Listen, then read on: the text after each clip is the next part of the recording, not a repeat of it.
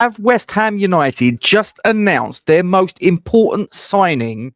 Well, since our last signing, at least.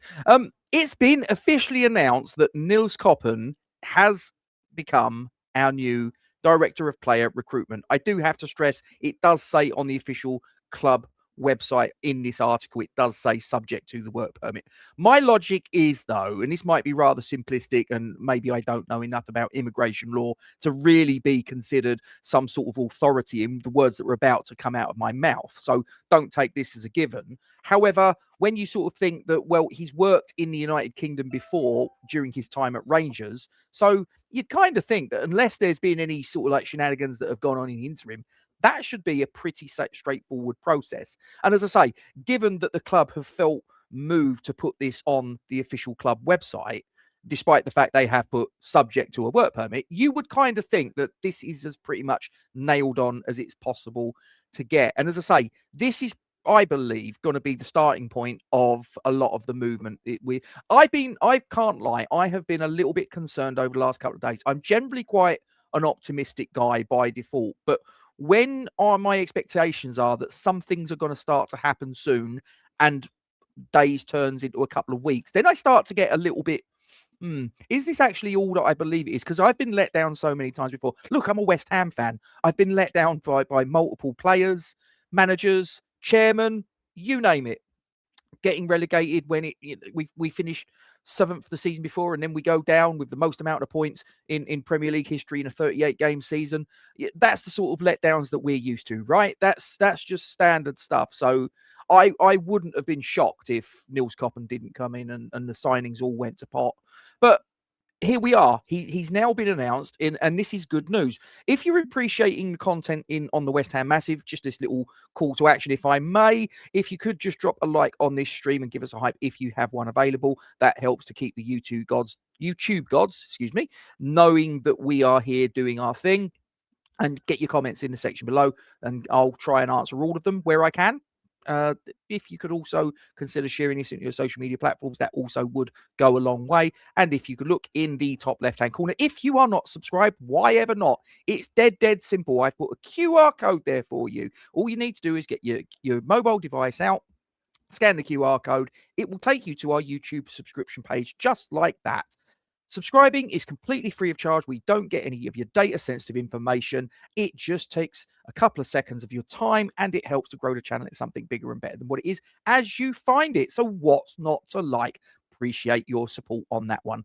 So Nils Koppen, now who is he? Well, he's a Belgian gentleman, 41 years of age, I believe. His backstory has taken him to clubs such as PSV Eindhoven, Rangers, and FC Copenhagen, which is where he has been plying his trade for the last period of time. He's got a couple of half-decent names on his CV of players that he's signed. I've just got a few little notes that I've made here, if I might just refer to him. The big one that probably jumps off the page that most people know about is Cody Gakpo. He was involved in recruiting him when he was at the PSV Director of Recruitment, or whatever his job title was, and he's obviously had other players at various clubs since then. Now, I believe that a lot of the hold-up has been maybe not necessarily because of the work permit issue, which I alluded to earlier, but it's actually been more to do with, because bear in mind, he was employed by FC Copenhagen. So there was this period of, in inverted commas, gardening leave that he was contractually obligated to go on to prevent him using his player knowledge to help a new club in the transfer window. Now, my understanding is that because obviously FC Copenhagen is in Denmark, West Ham are in England, he made the point that, well, they're in different countries, different leagues, and Koppen was using the argument, which appears to have carried some weight, it would seem, that because that we're in different countries, that argument is fundamentally flawed, fundamentally unfair. That was the main hold-up, and it looks like now, because the club's put it on the website, we can probably take it as read that all of the formalities in terms of compensation package and all the other bits and pieces have all been ironed out. Now, according to information that has come to me, and this information might be out there already, I don't know. So I'm not saying I'm the only person that knows this. So if I say something, then you say, well, actually, Rob, that's common knowledge. It's fine. Don't worry about it. But as far as the information I've got is concerned, he'd already had conversations with the scouting team and Nuno about players, and that Nuno has a list and the scouting team are already making inquiries. Now, this information, I don't know whether this is college, but this says that because of the links that in South America that were initially created by Tim Steiten's time as the director of football at West Ham up to a couple of years ago, those contacts are still there. They're still live contacts as far as the club are concerned. Now, another avenue that we may well be exploring that is quite interesting, I think, is that Nils Koppen is apparently a bit of a advocate of Major League Soccer in the United States, and there's a possibility that we might be looking at a few players from the MLS. It'd be quite handy if he could get Lionel Messi. He's not bad. He'd be quite a good signing to make. As my phone just going off, did you hear it?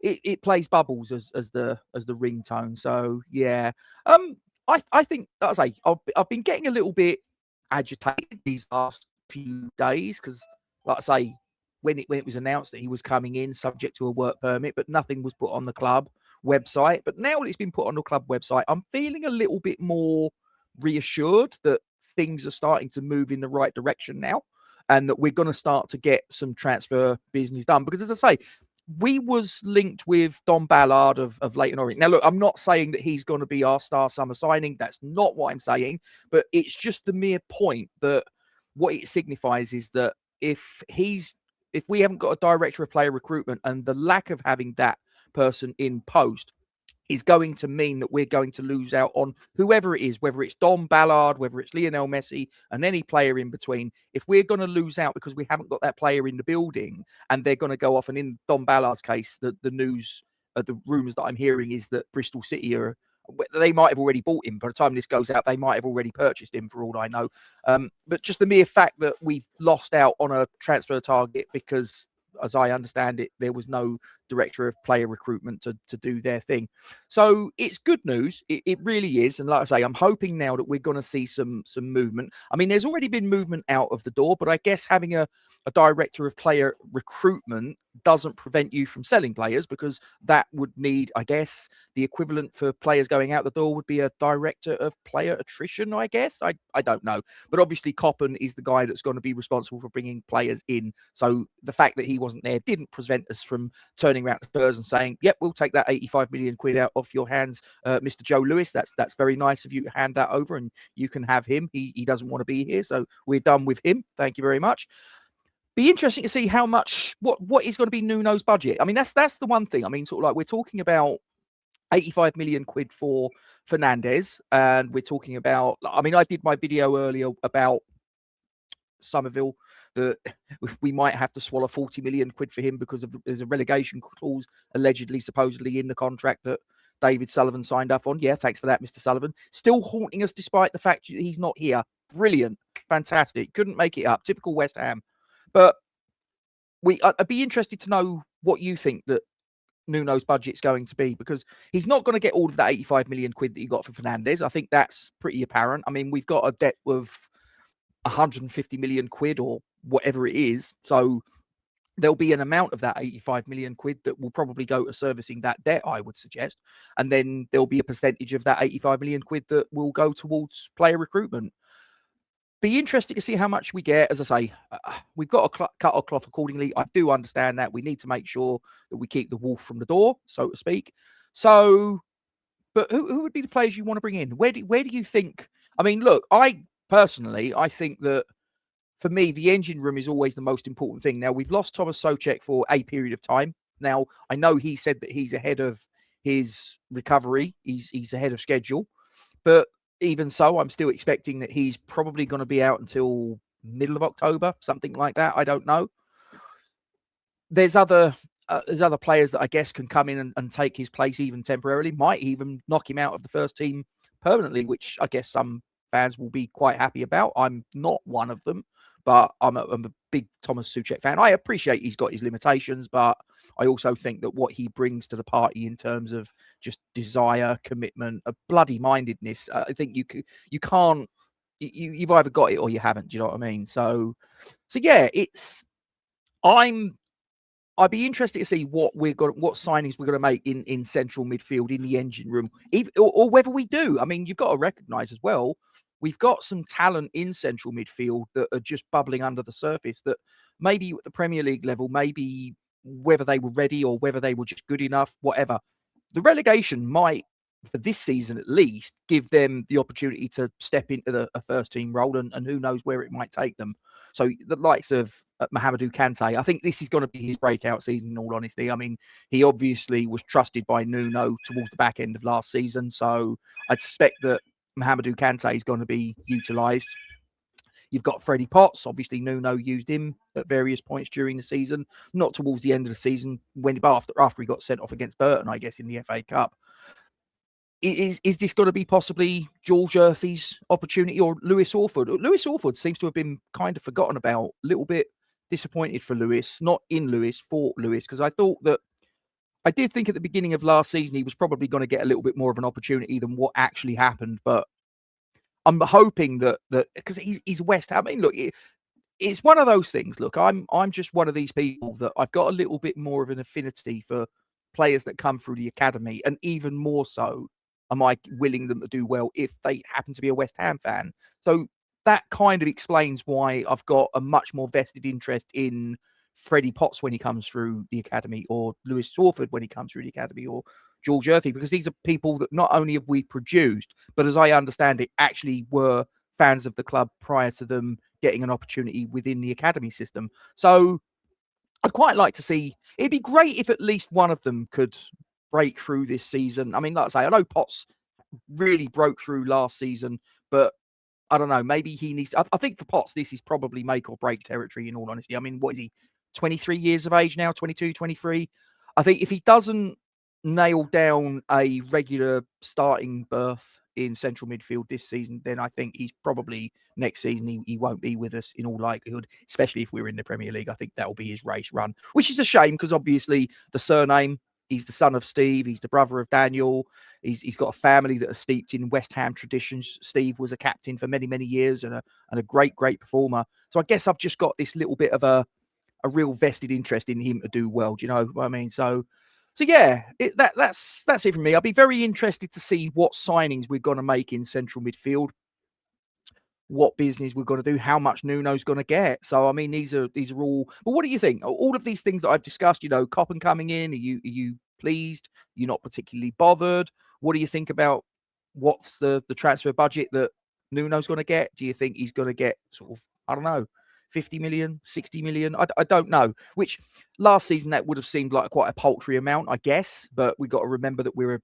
not a Premier League club anymore, so everything gets tapered down, unless of course you're David Sullivan and you're looking to move on your shareholding. As I understand it, he still wants Premier League money. I'll probably do a video about that another time, because I just sort of sit there and I go, is this geezer, is he on something, or is he going a little bit funny in the head? How the hell can you sit there and want Premier League money for a Championship club? Seriously? I mean, would David Sullivan expect to pay for a Rolls Royce, pay new Rolls Royce prices for a second-hand Ford Cortina? No, I don't think he would, really, would he? So geezer's absolutely off his rocker, but there you go. But get all your comments in the section below. I'll answer as many of them as I possibly can. Hopefully all of them be nice. Just get a little bit of interaction going. And like I say, if you appreciate the content here on this particular broadcast, then if you could drop a like on the stream and give us a hype if you've got one available, that will just tell the YouTube gods that I'm doing a half reasonable job. And if you could also maybe, like I say, get your comments in the section below, share this on your social media platforms so that your friends on social media can know that we're here. There might be the odd West Ham fan or football fan amongst them that might be curious and might give us a look, and that would be absolutely amazing. And if you can look in the top left-hand corner, what I've done for you, because I think about you guys, I really do. I've put a QR code. So all you need to do, if you are not subscribed, and I'll tell you what, it's quite amazing. When you look at the analytics, you can actually see how many of the viewers in the last however long, and I've got it set to 28 days, have viewed our content. It's incredible. 60-odd%, I think it is, just going off the top of my head, 60-odd% of the people that have watched our content in the last 28 days aren't subscribed to the channel. So what I've done for you is I've put a QR code in that top left-hand corner, you see. I'm nice like that. So all you got to do, to be nice back in return is get your mobile device out, give that a scan. That will take you to our YouTube subscription page. Now, when you think about subscribing, you're probably thinking that we're going to get some data sensitive information or we're going to take some money off you. There's nothing like that. It's completely free of charge, data safe. Just takes a couple of seconds of your time, but you help to grow the West Ham Massive into something bigger and better than what it is as you find it. And as always, I appreciate you. Anyway, I'm going to disappear. Thanks for your time. I'll see you soon. Take care. Come on, you Irons.